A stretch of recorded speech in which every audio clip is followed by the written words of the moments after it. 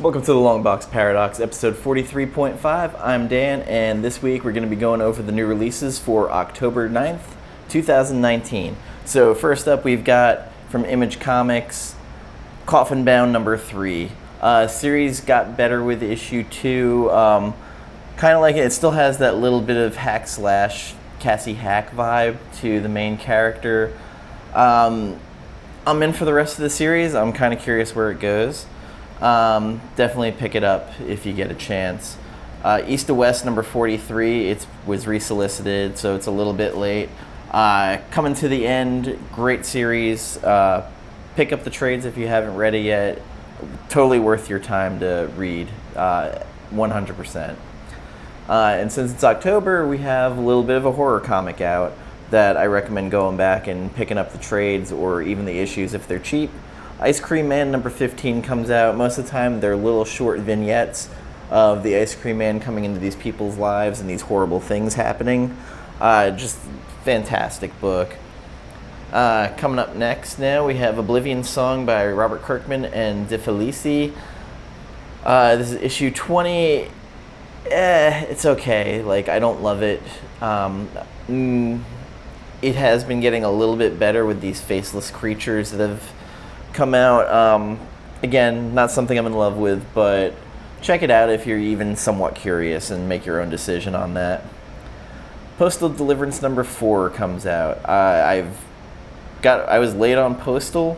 Brian Hill, Matt Hawkins paint a pretty great picture of this town of miscreants, criminals that come there to start their lives over in this community. Worth checking out if you get a chance, or if you have a little bit of extra money to buy the first trade. I know at one point it was said to be optioned for TV or a movie, and if it was a TV show, I think it would do actually pretty damn well. Next up, we have Pretty Deadly, The Rat number 2 of 5. Emma Rios, Kelly Sue DeConnick. I still haven't read issue 1 yet, but I like the other Pretty Deadly series, so even though I'm a little bit behind, I'm going to still keep buying the issues. Reaver number 4 comes out. I am not over the moon about the series. I do like the covers most of the time. Once again, Becky Cloonan cover, so I'll be buying it because of Becky Cloonan mainly. Sonata number 5. 2 covers, both by Haberlin and Van Dyke. The A cover, for some reason, is the one I'm kind of gravitating to a little bit more. I'm still unsure about my feelings on this series. Buy at your own risk. Spawn number 301. This amazing resurgence of Spawn and McFarlane coming full circle with issue 301. Many different covers for this. The 2 that kind of caught my interest are the Capullo cover, which is B. There's also a Virgin one of that as well.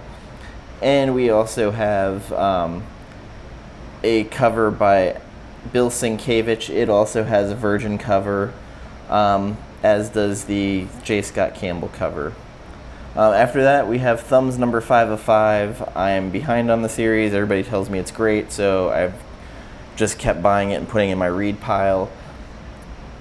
And from Dark Horse, we have Black Hammer Justice League number 4. I'm going to be picking up the Francesco Francavilla C cover. That one, to me, I'm just the Francavilla cover. I'm not going to make an excuse for why I'm buying it. Issue 3 actually started kind of moving towards a little bit more action. So I'm looking forward to hopefully this fleshing itself out a little bit more. Picking up Triage number 2, going with the A cover by Sevi. I still haven't finished issue 1. My read pile is bad. I was intrigued by the description of the story, so I'm going to buy it again. Really hoping I can catch up on my read pile. IDW Publishing, not a whole lot, but I am going to list one in particular for those who would be interested. There is a Cobra Kai Karate Kid Saga Continues number 1 coming out, and there's a B cover, and that features Johnny. You know, everybody needs a little bit of Billy Zabka on the cover of a comic book. And for those who like collecting massive art editions, IDW has the John Byrne's Marvel Classics Artifact Edition for $125. I like Byrne's work, especially his early work. Later, not so much. It kind of had the "who cares, they're going to buy this shit anyway" look to it. Again, if you're one of those collectors who, you know, likes to see the, you know, raw pages, worth picking up. We also have Usagi Yojimbo #5, Stan Saki, of course, doing the art, the writing, and the cover. From DC Comics, we have Batman the Outsiders #6. There is a deceased cover by Steven Segovia. I do not like it. I'm going to stick with the regular Tyler Kirkham cover. We have Batman vs. Ra's al Ghul by Neil Adams. I can honestly say I love Neil Adams, but I did not like this book very much. I'll still probably pick it up, though. Batman's Grave #1. Been looking forward to this book. You got Warren Ellis. You've got Brian Hitch, Kevin Nolan. Going to be picking up the variant with the Ji Hyung Lee cover. Just fantastic looking. Just Warren Ellis and Hitch together again alone makes this a buy for me. Catwoman #16. There are no Art Germ covers on this, but the one thing that makes me want to pick it up is not only is Joelle Jones writing it, she is doing the interiors, and she is a fantastic artist. She really is. I wish her writing would get a little bit better on this, but I'm not going to take her to task over that. Collapser #4 comes out. Interesting series. Mikey Way with Sean Simon. It's good, not great. It keeps going up and down with me, where I'm like, I really like this. Why'd they do that? Detective Comics 1013, and this is continuing the Mr. Freeze storyline that's been going on. The Tyler Kirkham B variant is the one I'll be going with. We also have Event Leviathan #5. The A cover is by Maliv, is good enough for me. It's going to reveal who Leviathan is finally, so this could be one to pick up and stash, but more than likely it probably won't be worth anything. But it's been a great read, so that alone makes it worth picking up. Flash #80. Two different covers. The regular cover that is by Raphael Sandoval, and then the cardstock variant by Howard Porter, which is a deceased variant. It's kind of cool looking. This continues the story of the Black Flash, and we have the Speed Force is dying. The only person to save it is Hunter Zolomon. Yep, that guy. Harley Quinn and Poison Ivy #2. I did not love issue 1.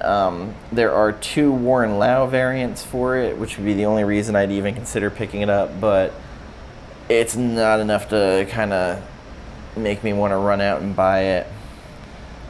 Hawkman #17.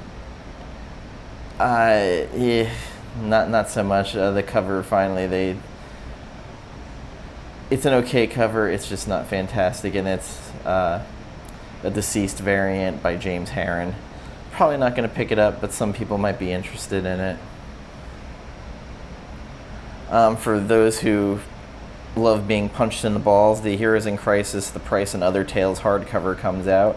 If you really want to read a better story than the Heroes in Crisis actually was, then I recommend The Price. Joker Harley Criminal Sanity #1. This one is by Cami Garcia. It is a Black Label edition, and written by Cami Garcia, who did some of the young adult novels. Art by Miko Suyen and Mike Mayhew. I'm going to buy it because Mike Mayhew is involved. I'm not really the biggest Harley fan. Mike Mayhew might be one of the nicest artists I have met. Met him at MegaCon a couple years ago, and he couldn't have been nicer to my friend and I, and that resonates with me a lot. Just a great guy, and I'll continue to support him no matter what. Plus, the Mayhew cover was the one I'll be picking up, and I really love the way he portrayed Harley in it, and with Commissioner Gordon. Joker Year of the Villain #1. John Carpenter is writing it with art by Philip Tan and Mark Deering. I'm curious to see how John Carpenter writes the Joker. I'm very much a fan of his, so we'll see how this goes. And the other writer is a writer from the Borderlands video games, Anthony Birch. Interesting duo to have on that. Justice League Odyssey #14. Again, they continue to have these great Perillo covers. Fantastic job on those. Secrets of Sinister House #1. This is your yearly Halloween horror book DC will put out under different titles. I'm curious. Supergirl #35 comes out, and this one will have a tie-in to Leviathan. So if you need to stay in the know on that, go ahead and pick it up. Superman #16, the Super Sons mainly seem to be focused in the focus of it, and I'm not here for that. And then a shocking surprise, Wonder Woman #80 has a Jenny Friesen cover. It's a deceased cover, and I really, really dislike it. I do not like it one bit, and that's kind of jarring for me. So that's going to be a hard pass for me, because I already had a hard pass pretty much on the book itself, but now the covers can't even, hook me in. From Marvel Comics, Absolute Carnage, Miles Morales #3, and got a great cover by Clayton Crane. That alone will make me buy it. It's been okay, not the greatest. A lot of these spin-offs from Absolute Carnage have been kind of all over the place, and some not great, some pretty decent. Amazing Spider-Man #31 comes out. Great Ryan Otley cover of Spidey and Norman Osborn Carnage throwing down. The Spider-Man tie-ins on this has been pretty good. There is a B variant by Smallwood with Mary Jane and Spider-Man upside down kissing her. Contagion #2 comes out. It's got Iron Fist and Power Man on the cover, and I don't understand why the series is even out. There's no reason for it. Doctor Doom #1 is out this week, and I think they said it's going to be an ongoing. Written by Christopher Cantwell, who wrote *Halt and Catch Fire* and then *She Could Fly* for Dark Horse. Salvador LaRocca on art, which is kind of what's making me want to check this out. Plus, I love Doom, and if Doom talks in the third person, I'm really going to love it. For those who like the Agents of Atlas, there is Future Fight First, White Fox #1. I'm probably not going to pick it up, but I just figured I'd bring it up. It has an Enoch Lee cover, though, so the A cover has a really decent cover. And then we have Invaders #10. Chip Zdarsky's been killing it on this book. The whole Submariner side story, well, main story, but some of the background stuff with him has been fascinating, of his lost years that they did in, I want to say, issue 5 or 6. Real good stuff. We have Journey into Star Wars: The Rise of Skywalker, Allegiance #1. The B cover by Stelfreeze is the one I'll be picking up. Loki #4 is out. There's a Jen Partel Mary Jane cover. We also have Magnificent Miss Marvel #8. The series is kind of getting stale for me, and I've been kind of weaning myself off, and it's kind of disappointing because I really love that series. Miles Morales, Spider-Man #11. The Mirka Andolfo Mary Jane variant is the one I'll be picking up. And then the book that every mutant fan is looking forward to, Powers of X #6 of 6. The A cover by Silva is the one that I think is the best.